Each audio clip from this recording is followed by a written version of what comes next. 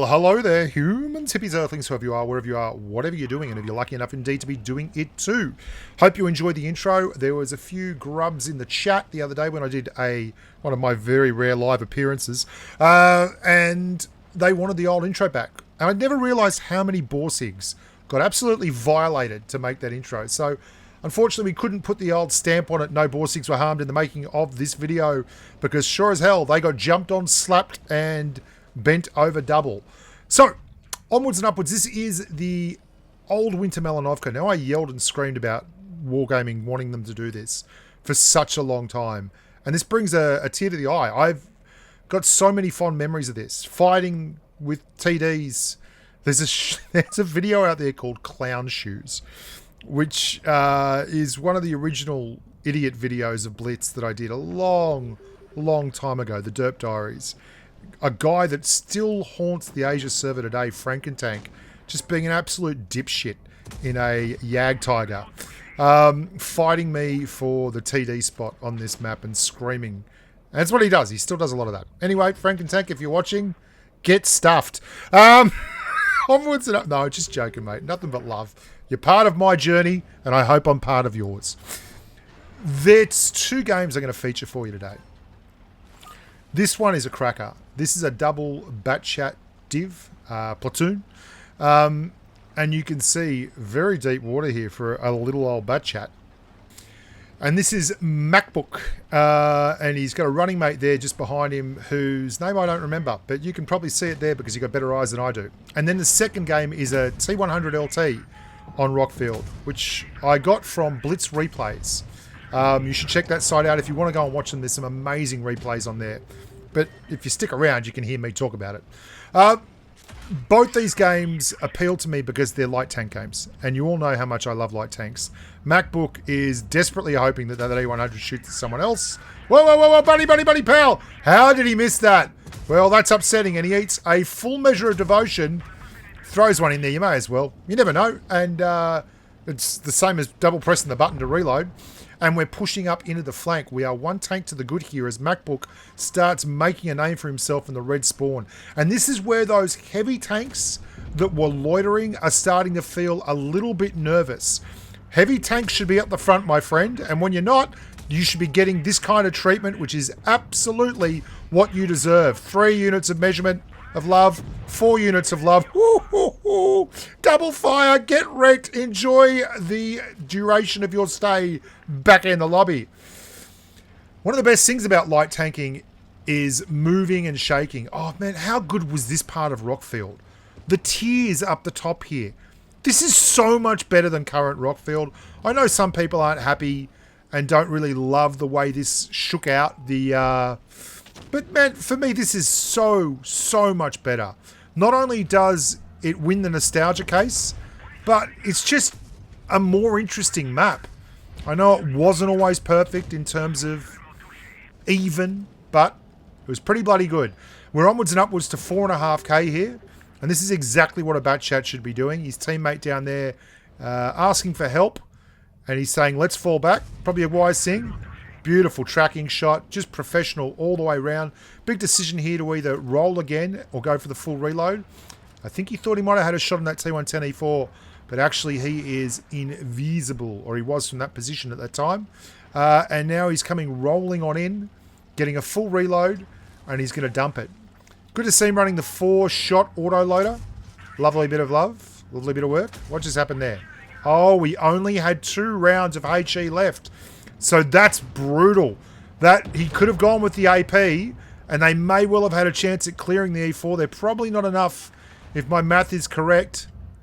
But you can only do your best. Another hit. Get that track. Get that track. He eats a big one. That's enough. And that is a wonderful game. 6,254 for the little Batchat that could on my old friend and yours, Rockfield. We're going to move along now, not Rockfield, Winter Melanovka. We're going to move along now and have a game on Rockfield. And this is one of the best games I've ever seen. I know that's a big call. There's 2 things going for it. One is it does actually have a lot of intensity at the end. So it's not just a damage farm, pure and simple. And 2, it's in a light tank. And not just any light tank, but probably, if I'm honest right now, my favourite tank to play in all of World of Tanks Blitz. And that, my friends, is the T100 LT. Now, this is ratings. So you're going to get teams that are a little more organised. And you might have noticed he's pointing up the hill. Have you seen this in esports before? Because this is a well-known farm position. Now, I said it wasn't going to be just damage farming, and it's not just damage farming. But baby, there's a lot of damage farming. Anyway, upwards and upwards. This position is pretty cool when it works. If the team is an esports team and they're like, no, he's in the top corner, they'll know and they'll adjust their gameplay just for that moment. But not in this case. In this case, our amigo is going to get to have an absolute T100 LT's wet dream. And it starts off with just the best possible shot you can think of.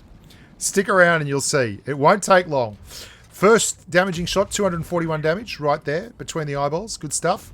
And then gets another one over here into the octopus. Armor not pierced. Oh, well, the octopus is so lucky. What a lucky guy. Not so lucky. In fact, ammo the racked always reminds me of I Raikkonen getting ammo racked in the IS-7 when he was playing for Premo in the finals. Very, very tough gig. That was only 7 years ago. Thanks for the name drop. Boom, the dynamite. Actually, it might have been 9 years ago. Dear God, I'm old. Although he is doing the Lord's work up here on high, he's actually leaving his team a man down in the rough and the tough. And to be frank, if it wasn't for that absolutely monstrous ammo rack on the 215B, things would have been even worse than they are. As it stands, it's going to be heads or tails how this comes out, given how aggressive the red guys are being over here and how successful they're being with that. You can see the T100 LT for the red team getting a scalp there. He's rolling and bowling over there. He's marking where he saw the bad boys last, and it is a 3v4. Throw one out, you may as well. Doesn't hurt. We've moved on to 3,111 damage. There is the 100 LT. It is super important to actually get rid of the opposition light tank, because when you do that, it means you're the only one on the field with the advantage of light tank camouflage. Yet to be spotted. He's going to have one anyway. You may as well put it on the tomato fosh. Then he's going to roll down to the next level of this position. The T110E5 is going to be like, bro, what the fuck? And that's exactly what I'd be thinking too. There he is. Over there on the right. The E50M monster, though, he's copping a flogging. Watch this, though. This E5 makes a huge error. He just tunnels the T100 LT. And that gives the monster a chance to really put the clappers into the E5 and turn him into a one-shot. That's going to be super important. The E5 could have stayed behind that rock and he would have been free and clear from our amigo over here. But he didn't. And more's the pity for him. Now, this is obviously a good tactic that they're going to take here. If the T110E5 had enough hit points to hold here and trade with the T100 LT. But he doesn't, as he moves on to 6,052 damage. 6k damage already. There's plenty more chicken on that bone. The red team goes to double cap, which is a smart strat. But the E5 is like, boys, bruv, I'm over here. And all he does is take one and give one back, and it's a 2v1. However, there is a lot of work to do here. The red team's now going to make a tough spot. Do they send the Fosh out, who actually has enough hit points to contest, but is a TD and can be easily outmaneuvered by a human such as the T100 LT of Bilko? Or do they continue to sit in there and double cap? And the danger with the double cap strat is this. The T100 LT's camouflage is sublime. The camo of the STB1 is not. And he's ready to take another hit to clear a tank. Oh, tough gig. Can he squeeze one more in? Well, the juice is not worth the squeeze, my friend. He's going to go and reset this little maneuver. But because the T100 LT has those tracer shells, we see the STB moving well after he's dropped off the radar screen. And that means he can set up his next shot with a great degree of confidence. And there it is. What a superb drive. What a well thought out drive. What a great team for putting him in the farm position in the first place. And now it's all down to this. A Foch that could very easily clear versus a T100 LT that's already spanked out 6.5k plus and is ready for more. Let's see what happens here. Aggression, the better part of valor. He's moving in and he's found him in a compromising position. And the Foch now is in all kinds of trouble. Oh, can he track him? He does! He's going to go straight over the top of the mountain in the Foch's side. Once he gets into him, it's all over. Oh, what a drive. What a drive. What an absolute perler of a drive. He's run out of AP. He's only got high penning premium ammo left. That's all he needs. And he's doing fist pumps around the dining table now, saying, "G'day, mum. Come and have a look at me. I'm a big boy wearing the big pants." Smashing it up in diamond. 8,279 damage. All the medals, 6 kills. Get absolutely wrecked. Get wrecked and like it. Well done, Bilko. You're my hero for the day. Au revoir, amigos.